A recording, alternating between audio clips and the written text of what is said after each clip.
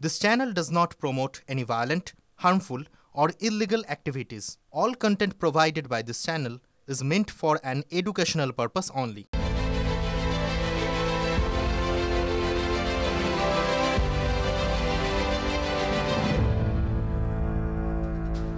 ঠোঁটকাটা স্পেশালে এখন দেখে নেব পরপর 10টা অত্যন্ত গুরুত্বপূর্ণ খবর। আজকের প্রথম যে খবরে আমাদের নজর, মৃত বিএলওদের ক্ষতিপূরণ দিতে কমিশন রাজি, ক্ষতিপূরণের অঙ্ক এখনো চূড়ান্ত হয়নি। আজকের ফার্স্ট বিগ ব্রেকিং। দ্বিতীয় বড় খবর কি আছে দেখব। আজকের সেকেন্ড বিগ ব্রেকিং কি আছে, ব্রেকিং নিউজ এই মুহূর্তে। এখনো পর্যন্ত মৃত ভোটারের সংখ্যা 23,71,239। নাম বাদ যেতে পারে 54,59,541 জনের, এমনটা মুখ্য নির্বাচনী আধিকারিক জানিয়েছেন। আজকে 3 নম্বর ব্রেকিং নিউজ। এসআইআর ফর্ম বাড়ি আসতেই বেড়ে গেল সন্তানের সংখ্যা। রাতারাতি সন্তান সংখ্যা 3 থেকে 5 হয়ে গেল। অবাক হয়ে গিয়েছেন এ খবরে। এই বিষয়টি সামনে আসার পর সত্যি যার সঙ্গে ঘটেছে তিনি অবাক হয়ে গিয়েছেন। তিনি বনগাঁর রবীন্দ্রনাথ বিশ্বাস। গাইঘাটা বিডিওর কাছে লিখিত অভিযোগ তিনি ইতিমধ্যেই দায়ের করেছেন। আজকের 4 নম্বর বড় খবর, পিসিআরকে বলবো প্লে করতে। 4 নম্বর বড় খবর, ডুপ্লিকেট ভোটার ধরতে নয়া সফটওয়্যার চালু কমিশনের। এই নতুন সফটওয়্যার ডেমোক্রেটিক সিমিলার এন্ট্রি। এই নতুন সফটওয়্যার হলো demographic similar entry. Duplicate voter ধরতে নতুন সফটওয়্যার চালু কমিশনের ডেমোগ্রাফিক সিমিলার এন্ট্রি। আজকে 5 নম্বর বড় খবর কি আছে তাদের দেখবো। 5 নম্বর বড় খবর আজকে কি আছে। বুথ খুঁজতে বীরভূমে কমিশনের বিশেষ পর্যবেক্ষক। সিউড়িতে ডিএম অফিসে সর্বদল বৈঠক করলেন সুব্রত গুপ্ত। আজকে 6 নম্বর বড় খবর, দেশে ফিরলেন অন্তঃসত্ত্বা সোনালী বিবি। মালদা সীমান্ত দিয়ে ভারতে সোনালী সহ 6 মাস আগে বাংলাদেশি সন্দেহে পুশব্যাকের অভিযোগ ওঠে। আজকে 7 নম্বর বিগ ব্রেকিং কি আছে এবার দেখব। বাংলায় মিমের পাখির চোখ মালদা। সন্ধে হতেই বাড়ি বাড়ি ঘুরে প্রচার মিমের। জেলা জুড়ে ছোট ছোট পথসভা, যোগদান শিবির করছেন তারা। আজকের 8 নম্বর বড় খবর এবার আপনাদের সামনে তুলে ধরবো। আজকে 8 নম্বর বড় খবর হচ্ছে হুমায়ুনের মসজিদ ইস্যুতে হস্তক্ষেপ করল না হাইকোর্ট। শান্তি বজায় রাখার দায়িত্ব রাজ্যের, সরাসরি নির্দেশ কোর্টের তরফ থেকে। আজকে 9 নম্বর বড় খবর এই মুহূর্তে। 9 নম্বর বিগ ব্রেকিং, শর্ত সাপেক্ষে জামিন কালীঘাটের কাকুর। প্রাথমিকের দুর্নীতি মামলায় সুজয় কৃষ্ণ ভদ্রের জামিন হয়। সিবিআই মামলায় জামিন দিল কলকাতা হাইকোর্ট। তবে পাসপোর্ট জমা রাখতে হবে সুজয় কৃষ্ণকে। আজকে 10 নম্বর বড় খবর প্লে করবে এবার। 10 নম্বর বড় খবর, ভারত রাশিয়া শ্রম চুক্তি স্বাক্ষর। পরিবহন, শিক্ষা, স্বাস্থ্যক্ষেত্রে স্বাক্ষরিত হয়েছে মৌ। ভারত রাশিয়ার সুসম্পর্ক বহু পুরনো বলেছেন দেশের প্রধানমন্ত্রী নরেন্দ্র মোদী। এবার দেখুন আরেক সেলিব্রেশনের ছবি, গাধার সেলিব্রেশন।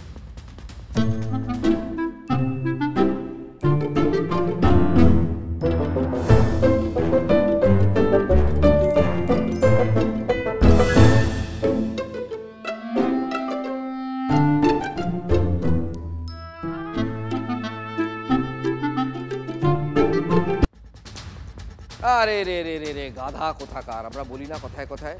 ভিডিওটা সোশ্যাল মিডিয়ায় ভাইরাল। পাকিস্তানের পার্লামেন্টে এই গাধাটা ঢুকে পড়েছিল। তার সেলিব্রেশনের ধাক্কায় বেশ কয়েকজন পাক এমপি মানে সাংসদ কুপোকাত, চিৎপাত, আরও 11টা রাজ্যের সঙ্গে আমাদের রাজ্যেও কিন্তু ঢুকে পড়েছে এসআইআর বা স্যার। রমরমিয়ে চলছে, স্যার এখন ছুটছে তীব্র গতিতে। আচ্ছা, স্যারের ধাক্কায় কে কুপোকাত হতে পারে বলুন তো?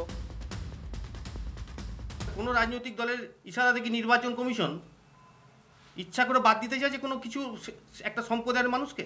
ওরা বৈধ ভোটারের নাম ইচ্ছাকৃতভাবে বাদ দেবে, বাদ দিয়ে ইলেকশন কমিশনের সহযোগিতায় ওরা এখানে ভোট করতে চাইছে। বৈধ ভোটারের নাম বাদ দেবে বা বাদ যাওয়া, ঠিক এই কথাটাই শুরু থেকে বলে চলেছে তৃণমূল কংগ্রেস। हम इलेक्शन कमीशन को चेयर को रेस्पेक्ट करते हैं, लेकिन जैसे बिहार में 40 लाखों का ज्यादा आदमी को नाम निकाल दिया और बंगाल में भी करने वाला है। अगर करेगा तो घेराव कर्मसूची करेंगे, पूरा घेराव होगा, हम नाम काटने नहीं देंगे। দেখুন, নেতারা শুধু পলিটিক্স অফ রেটরিক্স অর্থাৎ বড় বড় কথা বলার রাজনীতি করেন, আর আমরা দেখাই ফ্যাক্ট। কারণ আমরা সত্যের কাছে দায়বদ্ধ, আপনাদের কাছে আমরা দায়বদ্ধ। শুভেন্দু অধিকারী বলেছিলেন 1,25,00,000 নাম বাদ যাবে, কিন্তু আজ সন্ধ্যা পর্যন্ত দেখা যাচ্ছে মৃত, স্থানান্তরিত, খুঁজে পাওয়া যায়নি, একাধিক জায়গায় নাম ইত্যাদি মিলিয়ে মোট নাম বাদ যেতে পারে আজকে সন্ধ্যার রিপোর্ট 54,59,541 জনের। নির্বাচন কমিশন ইতিমধ্যেই বলেছে মৃত, স্থানান্তরিত, স্থায়ীভাবে চলে যাওয়া যে ভোটার, সেই ভোটারের সংখ্যা যে সমস্ত বুথে 50-এর কম, সেগুলো আবার রিভেরিফিকেশন করতে হবে। আমরা জানিয়েছি যে বীরভূম জেলায় প্রায় 800 বুথে এমন সংখ্যা, এটা 20, 22, 25-এর মধ্যে রয়েছে। একটি মৃত্যু, গত 23 বছরে দেখা যাচ্ছে ভোটার তালিকায় 1000 ভোটার, কিন্তু মৃত্যু একটি। ফাইনালি মানে শেষ পর্যন্ত চূড়ান্ত পরীক্ষায় কত নাম বাদ যায় সেই দিকেই সবার নজর। আচ্ছা কেন বলুন তো, একটু বুঝিয়ে বলি আপনাদের, চেষ্টা করি বলার। গত লোকসভা ভোটে তৃণমূল পেয়েছিল 2,76,74,133টা ভোট, আর বিজেপি 2,34,31,081টি ভোট পেয়েছিল গত লোকসভা ভোট 2024। দু দলের ভোটের ব্যবধান ছিল তৃণমূল আর বিজেপির 42,43,052টি ভোটে। 2021 বিধানসভা ভোটে তৃণমূল মোট ভোট পেয়েছিল 2,89,68,281, আর বিজেপি 2021-এ এই বাংলায় ভোট পেয়েছিল 2,29,05,474। ব্যবধান ছিল 60 লক্ষ, মানে 60 লাখ 62,807। দেখুন, গত বিধানসভা ভোটে তৃণমূল বিজেপির থেকে এগিয়েছিল 60 লক্ষের কিছু বেশি ভোটে, আর লোকসভা ভোটে তৃণমূল এগিয়েছিল 42 লক্ষের কিছু বেশি ভোটে। আর এনিউমারেশন ফর্ম জমা না পড়া ভোটারের সংখ্যা যদি রাউন্ড ফিগার দেখেন তাহলে ওই 55 লক্ষের মতো। কোনো রাজনৈতিক দলের ইশারা থেকে নির্বাচন কমিশন ইচ্ছা করে বাদ দিতে চায় যে কোনো কিছু একটা সম্প্রদায়ের মানুষকে। সিউড়ি বিধানসভার ক্ষেত্রে 372 জন মাইনরিটি কমিউনিটির মানুষ, তাদের মৃত বলে একটা ডেপুটেশন দেওয়া হয়েছিল, একটা লিখিত দেওয়া হয়েছিল, কমপ্লেন দেওয়া হয়েছিল। দেখা যায় 372 জনের মাত্র 21 জন মৃত। আচ্ছা এবার আমরা ফ্যাক্ট বলি। ওই মুসলিম ভোটারদের কথা, এই নেতা যাদের কথা বলছিলেন, এই মুসলিম ভোটারদের একজনের নামও বাদ যায়নি। স্রেফ নাম বাদ দেওয়ার দাবিতে ডেপুটেশন জমা পড়েছিল। তাতেই কেমন রেগে মেগে আগুন সিউড়ির তৃণমূল নেতা রাধাবল্লভ চট্টোপাধ্যায়। মনের মধ্যে কেমন ঝড় বইছে বোঝাই যাচ্ছে। নির্বাচন কমিশনের বিশেষ পর্যবেক্ষক সুব্রত গুপ্তর কাছে নালিশ জানিয়ে টানিয়ে একেবারে একাকার করে দিলেন তিনি, কিন্তু একবারও কোনো বৈধ ভোটারকে বাদ দেওয়ার কথা বললেন না। যে এসআইআর ওরা বলছে, এটা অ্যাকচুয়ালি এসআইআর মানে হচ্ছে সাইলেন্ট ইনভিজিবল রিগিং। মানুষের ভোটাধিকার কেড়ে নিতে চেয়েছে। ফুপু, বুবু, খালা, চাচা, চাচি, 3টা বউ, 14টা বাচ্চা, এদের সব নাম কেটে যাচ্ছে, তো ওনার বুকে ব্যথা হচ্ছে। পশ্চিম বর্ধমানে এখনো পর্যন্ত প্রায় 3.25 লক্ষ নাম বাদ পড়েছে। শুনেই এক লাফে হাজির মন্ত্রী অরূপ বিশ্বাস, কারণ তিনি ওই জেলার তৃণমূলের পর্যবেক্ষক। মন্ত্রী ছুটছেন, মন্ত্রী ছুটে বেড়াচ্ছেন বিধানসভায়, অন্য বিধানসভায়, ওয়ার রুম থেকে ওয়ার রুমে ঘুরে বেড়াচ্ছেন। যুদ্ধ বলে কথা, সঙ্গে কখনো আর এক মন্ত্রী প্রদীপ মজুমদার, মানে পঞ্চায়েত মন্ত্রী, কখনো তৃণমূলের জেলা সভাপতি নরেন চক্রবর্তী, কখনো সঙ্গে তৃণমূলের অন্যতম রাজ্য সম্পাদক ভি শিবদাসন, যাকে দাসুদা বলে লোকাল মানুষ চেনেন, কখনো কোনো এমএলএ। বিএলএ 2দের সঙ্গে একের পর এক মিটিং করেই চলেছেন মন্ত্রী অরূপ বিশ্বাস। প্রায় 3.25 লক্ষ ভোটারের নাম বাদ, চারটিখানি কথা। এইভাবেই বিহারে, এইভাবে হরিয়ানায়, এইভাবে মহারাষ্ট্রে, এইভাবে দিল্লিতে বিজেপি জিতেছে। অতএব আমাদের চোখ নাক মুখ খোলা রাখতে হবে, সেটা নিয়েই কর্মীদের সঙ্গে আমাদের আলোচনা হয়েছে। আরে অরূপবাবু, আপনি বলছেন এক কথা, কিন্তু জেলা শাসক তিনি তো অন্য কথা বলছেন। আপনার কথা দাঁড়ালো না তো, আপনি যে অভিযোগ করছেন। আপনাদেরই প্রশাসনের লোক তো, টিআরও মানে পশ্চিম বর্ধমানের জেলা শাসক এস পেন্নাবালাম মন্ত্রীর অভিযোগের আগুনে জল ঢেলে দিয়ে অভিযোগটাই ছাই করে দিলেন। মৃতের কতগুলো চেক আপ আমরা করতে বলেছি, বিভিন্ন রকম চেক আপ করতে বলেছি। সেই চেক আপ করে যে বুথে পাওয়া যাবে যে মনে হচ্ছে যে মৃতের সংখ্যা সব রেকর্ডেড হয়নি, সেই সমস্ত বুথে নতুন করে ইআরওরা আরেকবার নিজেরা ব্যক্তিগতভাবে চেক আপ করবে। এর মধ্যেই নির্বাচন কমিশনের নতুন নির্দেশ, তৃণমূলের চাপ কি আরো বেড়ে গেল? কোনো রাজনৈতিক দলের ইশারা থেকে নির্বাচন কমিশন ইচ্ছা করে বাদ দিতে চায় যে কোনো কিছু একটা সম্প্রদায়ের মানুষকে? ওরা বৈধ ভোটারের নাম ইচ্ছাকৃতভাবে বাদ দেবে, বাদ দিয়ে ইলেকশন কমিশনের সহযোগিতায় ওরা এখানে ভোট করতে চাইছে। সংখ্যাটা আরেকবার দেখিয়ে দিচ্ছি আপনাদের, খুব অত্যন্ত প্রয়োজন। গত বিধানসভা ভোটে তৃণমূল এগিয়েছিল 60 লক্ষের কিছু বেশি ভোটে, লোকসভা ভোটে তৃণমূল এগিয়েছিল 42 লক্ষের কিছু বেশি ভোটে। আর এনিউমারেশন ফর্ম জমা না পড়া ভোটারের সংখ্যা এখনো পর্যন্ত প্রায় 55 লক্ষ। বাদ পড়া এই ভোটারদের এর মধ্যে একটা বড় অংশ মৃত।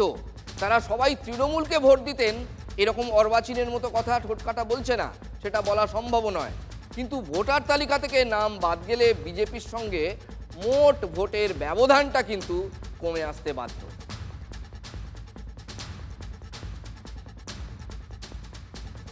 এ যেন বোঝার ওপর শাকের আটি।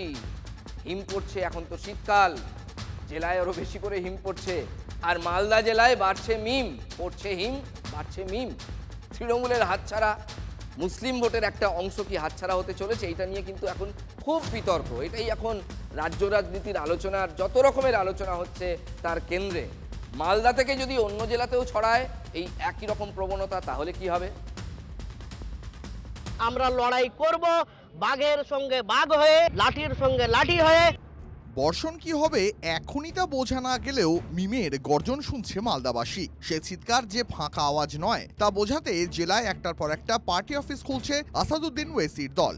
সংখ্যালঘুদের সংখ্যাবদ্ধ করতে সূর্য ডুবলে মিটিং হচ্ছে পাড়ায় পাড়ায়, গ্রামে গ্রামে বসছে ঘরোয়া বৈঠক, সুযোগ বুঝে পোস্টার পতাকা টাঙানো হচ্ছে। আর সেই প্রভাব বুঝিয়ে তৃণমূল কর্মীদের মিমের দিকে টানা হচ্ছে নিয়মিত। এবার বিহার ভোটে বাংলা লাগোয়া সীমাঞ্চলে ফের দাপট দেখিয়েছে মিম। কিষানগঞ্জ, কোচাধামন, আমৌর, বৈশি, বাহাদুরগঞ্জ, ঠাকুরগঞ্জ, বলরামপুর, প্রাণপুর ও মণিহারি বিধানসভা। বিহার ভোটে এই 9টি আসনের মধ্যে 5টিতেই একতরফাভাবে জেতে মিম। 2টি পায় কংগ্রেস, একটি বিজেপি ও একটি চিরাগ পাসওয়ানের দল। সীমাঞ্চলে খেলা দেখানোর পর অল ইন্ডিয়া মজলিসি ইত্তেহাদুল মুসলিমিনের নতুন মাঠের নাম মালদা। শেষ হেমন্তে যেভাবে আস্তে আস্তে বাড়ছে হিম, সেভাবেই মালদায় একটু একটু করে বাড়ছে মিম, বিশেষ করে বিহার লাগোয়া বিধানসভাগুলোতে। মিম দাবি করছে বিহার ভোটের পর এখনো পর্যন্ত শুধু চাঁচলে 300-এরও বেশি তৃণমূল কর্মী তাদের দলে যোগ দিয়েছেন। রতুয়া, হরিশ্চন্দ্রপুর, মালতীপুর মিলিয়ে যোগদানকারী সংখ্যা প্রায় 1000 খানেক। তাতেই আত্মবিশ্বাসী হয়ে মিম জেলায় 12টি বিধানসভা আসনেই প্রার্থী দিতে চায়। বিশেষ নজর সুজাপুর, মোথাবাড়ি, মানিকচক, হরিশ্চন্দ্রপুর, চাঁচল, রতুয়া ও মালতীপুরে। এক একটা বুথে আমাদের সক্রিয় কর্মী 100 থেকে 150 জন রয়েছে। আমরা প্রত্যেকটা বিধানসভায় আমরা ক্যান্ডিডেট দিচ্ছি, এআইএমআইএম ক্যান্ডিডেট থাকছে। মালদার মিম নেতারা বারবার যেটা বোঝাচ্ছেন, সংখ্যালঘুদের সঙ্গে প্রতারণা করেছে তৃণমূল। তাদের হুঙ্কার কত ধানে কত চাল তা বোঝা যাবে 26-এর ভোটে। আমরা বলতে চাই মাননীয়াকে যে আমরা তেজপাতা নয়, আমরাই রান্না করব, আমরাই খাবো, কি দেবো সেটা আমাদের ব্যাপার। মিম নামক একটা এজেন্টকে দিয়ে, বি টিমকে দিয়ে ভোট কাটুয়া পার্টি হিসাবে মালদায় পাঠিয়েছেন। গঙ্গা ফুলহারে ভাঙন থামলেও মালদায় তৃণমূলে ভাঙন ধরাচ্ছে মিম, যা অবশ্য শাসক দল মানছে না। সংখ্যালঘু প্রভাবিত মালদায় জোড়া ফুলের পাশাপাশি হাতের ভোটও কি কাটবে মিম? মিম পার্টি আমরা জানি তার কি শক্তি আছে বাংলায়। তারা কি করবে? শুধু ভোট কাটবে, ভোট কাটা ছাড়া তাদের কিছু নেই। মুসলিম ভাই বোনদেরকে ভোট ব্যাংক হিসাবে ইউজ করা, তাদেরকে মিস ইনফরমেশন দেয়া এবং তাদেরকে মিসগাইড করা, মিসলিড করা অ্যান্ড আলটিমেটলি তাদেরকে সাফার করানো। গত বিধানসভা ভোটে মালতীপুরে প্রার্থী দিয়েছিল মিম, প্রচার এসেছিলেন স্বয়ং ওয়েসি। তারপরেও অবশ্য 1%-এরও কম ভোট পেয়েছিল ওয়েসির দল। 5 বছর আগে গৌরবঙ্গে মিমের ঘুড়ি গোত্তা খেলেও এবার কিন্তু সংখ্যালঘু বঞ্চনা, নতুন ওয়াকফ সম্পত্তি আইনকে সামনে রেখে মানজা দেওয়া চলছে জোর কদমে। তাতে কার ঘুড়ি ভোকারটা হয় তা নিয়েই নানা আলোচনা মহানন্দার পাড়ে। একটু আগেই আপনাদের দেখাচ্ছিলাম পশ্চিম বর্ধমান, ওয়েস্ট বর্ধমান, সেখানে প্রায় 3.25 লক্ষ নাম বাদ গেছে এবং সেই নাম বাদ যাওয়াটা যে লেজিটিমেট কারণেই বাদ গেছে সেইটাই সেখানকার ডিএম সাহেব বলেছেন। অতএব অরূপ বিশ্বাস যে অভিযোগ তুলছিলেন যে এরম করেই নাম বাদ দেওয়া হচ্ছে, সেই অভিযোগের আগুনে তিনি জল ঢেলে দিয়েছেন। টেকনিক্যাল কারণে একটু আগে দেখাতে পারিনি, একবার শুনে নিন ডিএম সাহেব কি বলেছেন। ये সবগুলো এএসডি মার্কিং মানে আমরা কনফার্ম করে লোকাল যে বিএলএ রা আছে কনফার্ম করে একাধিকবার মিনিমাম 3 টাইমস, বাট এই বাড়িগুলোতে তো মিনিমাম 10 বার যাওয়া হয়েছে, এগুলো করে এই এএসডি মার্কিং করা হয়েছে। এই যে এরা এই যে 3 লক্ষের মতো আসানসোল জেলার যে ভুতুরে ভোটার, মৃত ভোটার, তারা তো এতদিন ভোট দিয়ে এসেছিল, তাই না? আপনার ক্যাডাররা তো তাদের নামে প্রত্যেকটা বুথে ভোট দিয়ে এসেছে। প্রত্যেকটা জেলায় তাহলে ধরে রাখুন, আমাদের জেলায় তো বর্ডার এরিয়া নয়। এই কারণে কি মমতা ব্যানার্জি আপনি এসআইআর কে করতে দিতে চাইছেন না? এইবার আমরা যা ট্রেন্ড বা প্রবণতা পাচ্ছি জানেন, ভোটের মাটি জোর কাটাকাটি। এই কাটাকাটির খেলায় এসআইআর এবং মিমের সঙ্গে আরও একটা ফ্যাক্টর আছে, সেটা বেশ রহস্যময় ফ্যাক্টর। এই কাঁচি তৃণমূলের ভোট কাটবে না জুড়বে, সেটাই এখন কোটি টাকার প্রশ্ন। আগামীকাল 6 ডিসেম্বর কলকাতায় সংহতি দিবসের কর্মসূচি পালন করবে তৃণমূল কংগ্রেস। মেয়র রোডে তৃণমূল কংগ্রেসের সংহতি দিবসের যে সভামঞ্চ তৈরি হচ্ছে, সেই সভামঞ্চ পরিদর্শনে ফোর্ট উইলিয়াম থেকে সেনাবাহিনীর অফিসিয়ালরা। আর কালই মুর্শিদাবাদের বেলডাঙ্গায় বাবরি মসজিদের যে কাজ তার সূচনা করতে চলেছেন হুমায়ুন কবির, অর্থাৎ ভিত্তিপ্রস্তর স্থাপনের কাজ। এরাই তো আমার শক্তি, আম পাবলিকে আমার শক্তি। আগামীকাল তো এইটা এখন থেকে ভিড় জমেছে, আগামীকালকে আসতে দেন, ঢেউ হয়ে জনতা আসবে। ঢেউ বন্যাতে যেমন পানির ঢেউ আসে সেরকম